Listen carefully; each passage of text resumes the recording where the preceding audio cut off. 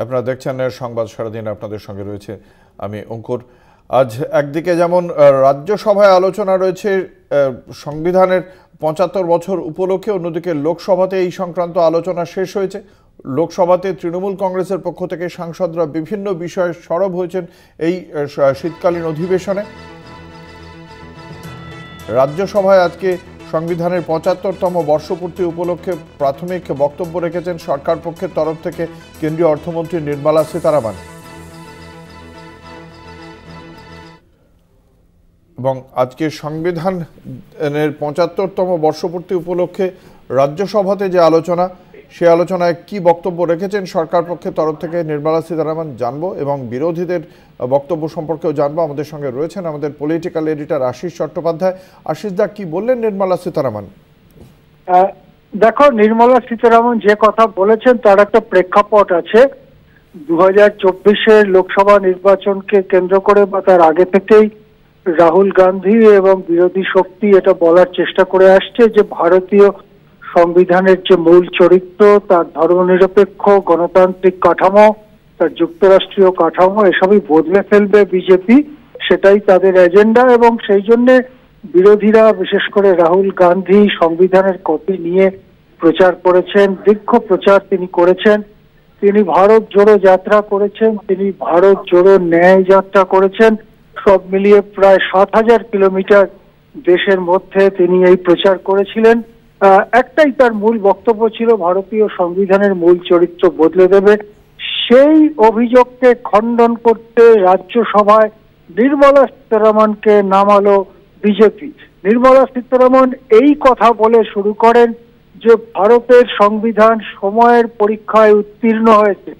তিনি বলেন যে ভারত যখন স্বাধীন হয়েছিল প্রায় একই সময় ৫০টি দেশ বিদেশি কবল মুক্ত হয়েছিল, ৫০টি দেশ স্বাধীন হয়েছিল।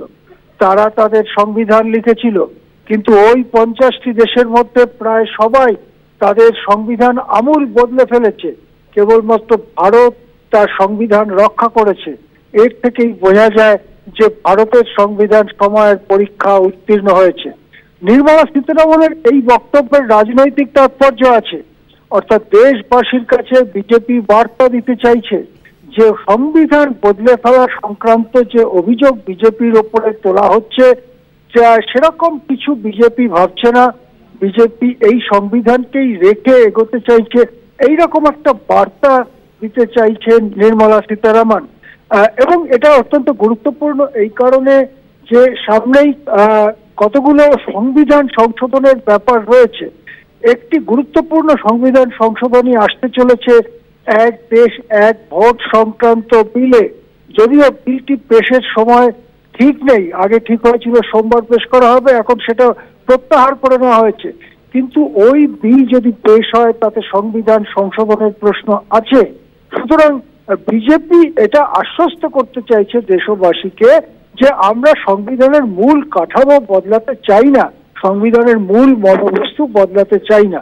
পাশাপাশি অবশ্য কংগ্রেসকে তীব্র আক্রমণ করে নির্মলা সীতারামন বলেছেন কংগ্রেসই বারবার সংবিধান সংশোধন করেছে, কংগ্রেসই লোকের কথা বলার অধিকার, মত প্রকাশের অধিকার কেড়ে নিয়েছিল।